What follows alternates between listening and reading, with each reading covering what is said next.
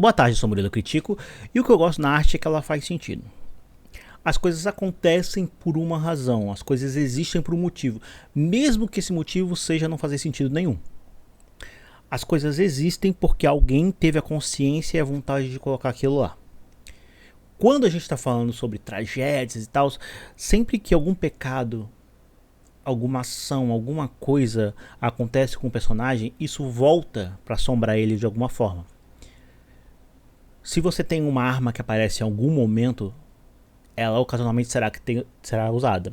Assim são os segredos. Se você tem um segredo que você tenta esconder muito, na arte, esse segredo vai voltar para te assombrar. Não tem jeito. Existe uma certa simetria na arte da qual a vida carece. A vida é outra parada. A vida é caótica. As coisas acontecem sem motivo e vida que segue. Talvez alguém que cometa um pecado jamais seja pego por ele. Jamais seja assombrado por ele. Isso é coisa da arte. A vida segue regras que são completamente desconhecidas para mim. Mas tem esses momentinhos onde as duas coisas se reúnem e que a vida toma contornos de arte.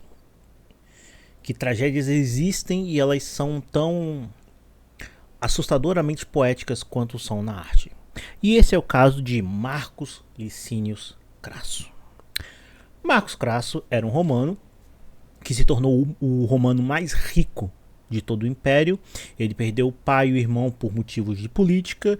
Ele perdeu muito do seu dinheiro e muito do seu prestígio, fugiu, retomou usando formas às vezes moralmente questionáveis, bem questionáveis.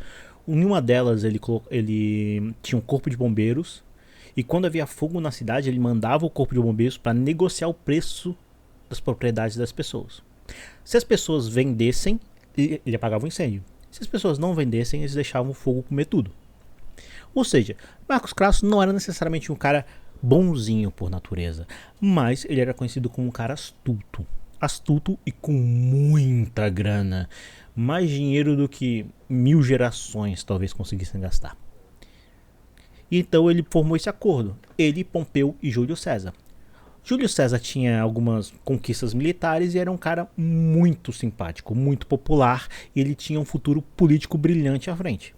Pompeu era um cara militar, ele tinha várias conquistas, ele era conhecido, ele tinha grande apreço entre os militares. Marcus Crasso tinha dinheiro e ele era temido, bem temido. O resultado é que Marcus Crasso ele começou a invejar os outros dois.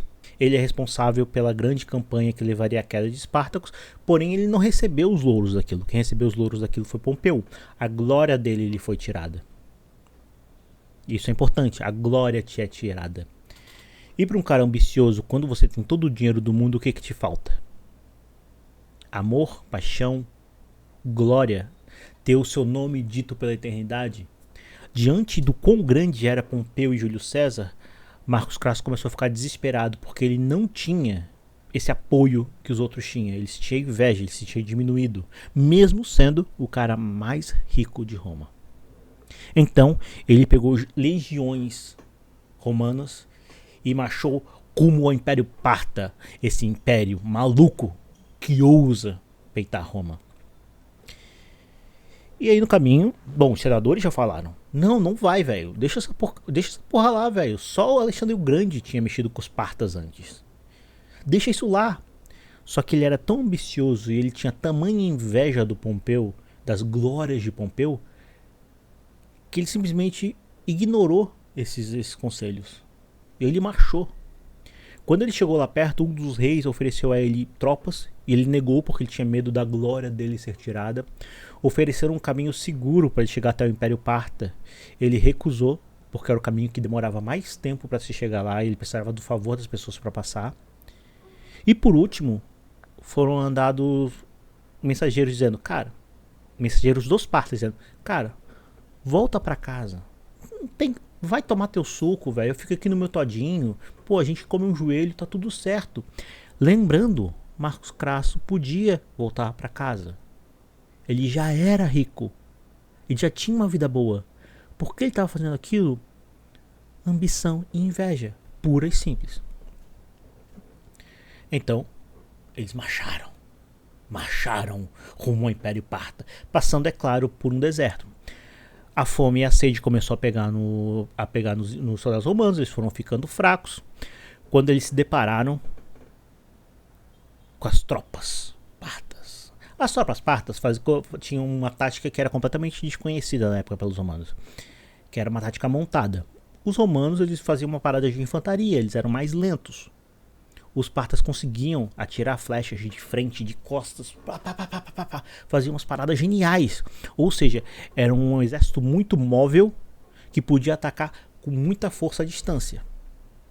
Então, Marcos Crasso pegou sua galerinha e ficou lá escondidinho debaixo dos escudos. Os escudos não davam conta, porque a saravada de flechas era muito grande. Marcos Crasso pensou, caralho, ocasionalmente esse pessoal vai ficar sem flecha. Só que a tática do Surena, o general parta, era ter centenas de camelos entregando flecha o tempo todo para essa galera. Então a tomada de flechas não acabava. Os romanos iam caindo um por um. Quando eles tentavam adiantar e começar a lutar alguma coisa, ou tentavam alguma coisa mais rápida, a cavalaria pesada dos partas atacava. E eles tinham tipo armaduras nos cavalos. Era uma parada gigantesca e super difícil de lidar. Sempre que eles tentavam ficar lá no cantinho deles, essa cavalaria atacava, abria e os arqueiros atacavam de lado. Ou seja, eles estavam muito aquém da mobilidade que esses malucos tinham. Então, cara, a galera começou a morrer a rodo, como se não houvesse amanhã.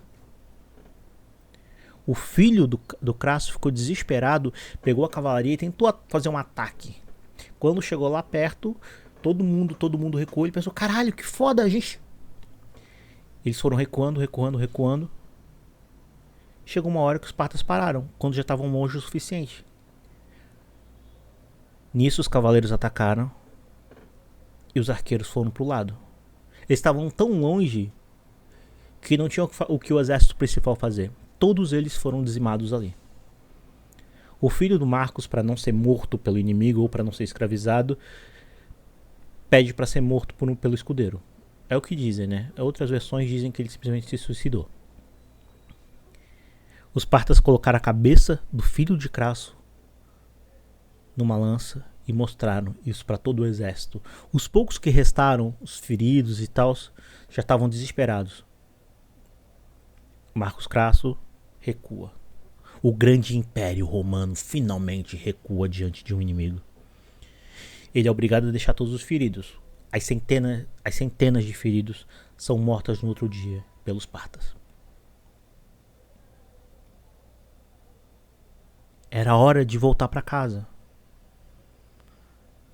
Marcos Crasso ainda tenta alguma negociação com os partas, alguma coisa acontece no meio da reunião, ninguém sabe exatamente o que. Marcos Crasso é assassinado junto com os seus generais. Um historiador, acho que se não me engano é o Plutarco, disse que os partos derreteram um caldeirão de ouro e colocaram na boca de Marcos Crasso para representar a ambição dele. Marcos Crasso queria ser o cara mais forte de Roma. Ele queria ter as glórias militares de Pompeu. Não teve. Ele era o cara mais rico de Roma, mas não existe nada que morra, se destrua mais rápido do que dinheiro. No grande esquema das coisas, esse dinheiro não salvou nem ele nem a vida dele. Na verdade, esse dinheiro é o começo da maldição que levou ele à morte e ao filho dele. Quando você tem todo o dinheiro do mundo, o que você quer? Glória, amor, paixão. Dar uma banana para as pessoas que você detesta. Porque afinal de contas chega uma hora que dinheiro, se não te dá aquilo que te preenche o coração, não serve pra nada. É um monte de nada na sua conta. Marcos Crasso queria ser o cara mais forte, mais poderoso de Roma. E até hoje o nome dele é conhecido não como o cara mais forte, mais poderoso de Roma, não como o cara mais rico de Roma, mas como sinônimo de cagada. Erro crasso se tornou sinônimo de uma falha absurda, de uma falha crítica. Quando você, por desconhecimento, faz uma merda muito grande. um erro crasso, um erro que parece óbvio para todo mundo, mas que você ainda assim comete. O homem mais rico e mais poderoso de Roma entrou para a eternidade como o sinônimo de erro crítico. Esse foi o Murilo Crítica de hoje, Marcos Luquínio Crasso. Eu adoro essa história desde sempre, para mim é uma das histórias que mais mexe comigo até hoje. Obrigado, até a próxima.